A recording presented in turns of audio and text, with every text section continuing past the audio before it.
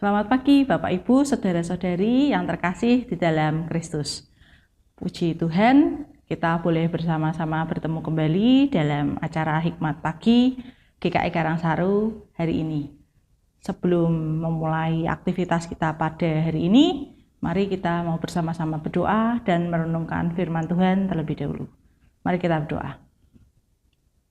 Selamat pagi Bapak yang bertata dalam kerajaan surga. Kami mengucap syukur Tuhan untuk pagi yang indah ini yang sudah boleh Engkau berikan bagi kami ya Tuhan. Kami mengucap syukur karena kami sudah boleh membuka mata kami dan merasakan udara pagi hari ini ya Tuhan. Sebentar kami mau memulai aktivitas kami masing-masing ya Tuhan. Kiranya Kau sendiri yang mau berkati aktivitas kami masing-masing pada hari ini ya Tuhan. Dan kami juga mau merenungkan firman-Mu. Kiranya Kau mau berkati apa yang boleh kami baca, apa yang boleh kami renungkan, kiranya bisa menjadi bekal kami untuk menjalani hari kami sehari ini ya Tuhan. Terima kasih ya Tuhan, dan hanya dalam nama Tuhan Yesus Kristus kami sudah berdoa dan mengucap syukur. Amin. Tema kita pada pagi hari ini adalah jangan lewatkan kesempatan berharga. Bacaan diambil dari Kisah Para Rasul 8 ayat 35.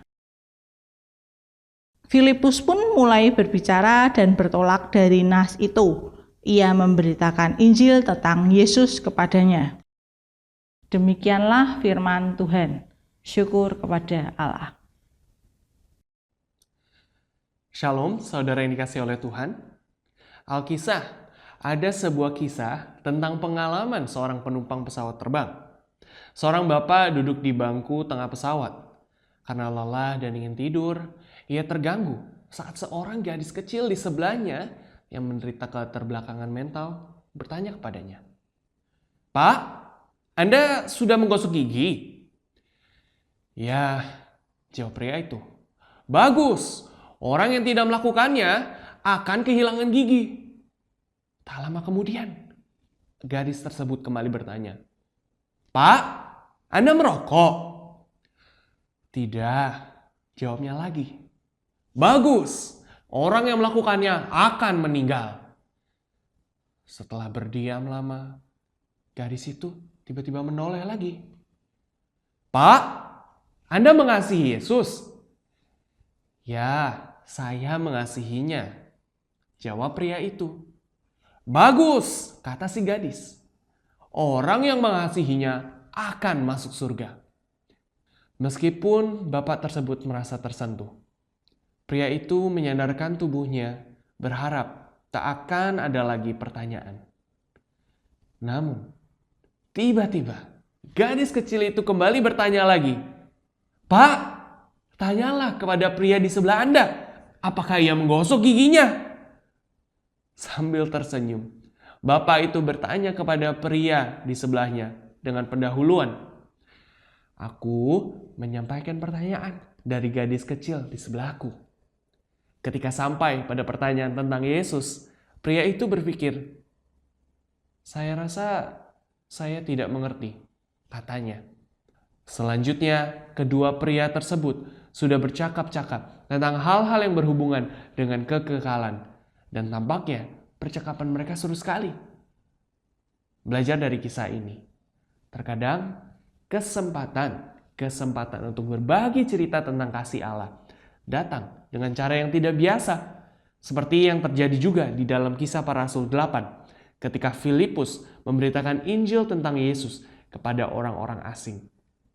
Namun, jika kita bersedia, Tuhan akan memberkati, bahkan untuk usaha-usaha kita yang paling lemah sekalipun, dalam mengabarkan kabar baik Injil kepada orang lain, bahwa Yesus sangat mengasihi mereka sehingga Dia rela untuk mati bagi mereka.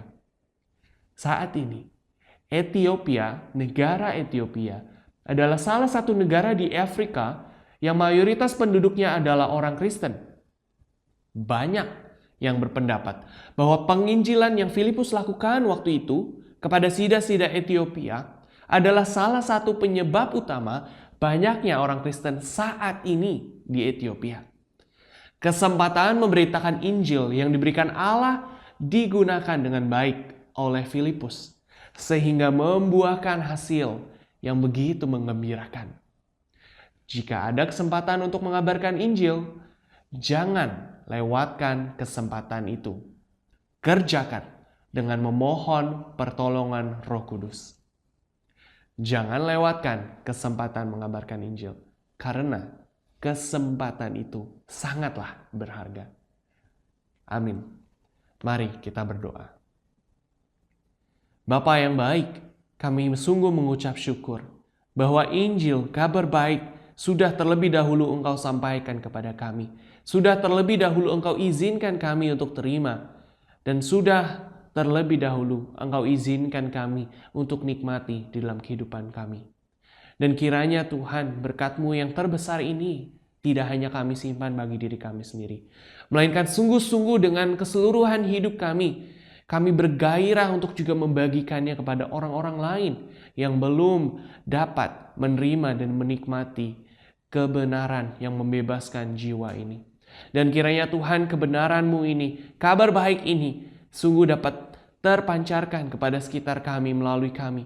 Baik melalui penyampaian Injil secara langsung, melalui perkataan kami, tetapi juga lebih lagi melalui cara hidup kami, melalui cara kami sungguh-sungguh memancarkan Kristus melalui keseharian kami, melalui tingkah laku kami, sikap kami, perbuatan kami. Kiranya Roh-Mu yang kudus yang menolong kami, menuntun kami untuk melakukan hal tersebut. Ya Bapa, tolong kami yang terbatas dan lemah ini. Ingatkan kami bahwa Engkau rindu supaya kami menangkap momen-momen, kesempatan yang Engkau berikan bagi kami untuk dapat memajukan kerajaan-Mu. Terpujilah Engkau ya Bapa yang berbelas kasihan kepada kami, beranugerah kepada kami, dan juga beranugerah kepada orang-orang di sekitar kami. Hanya di dalam nama Tuhan Yesus Kristus kami serahkan seluruh doa dan permohonan ini. Amin. Saudara yang dikasihi oleh Tuhan, selamat menjalani hari ini sebagai pekabar-pekabar Injil yang menangkap momen-momen yang Allah berikan. Tuhan Yesus memberkati.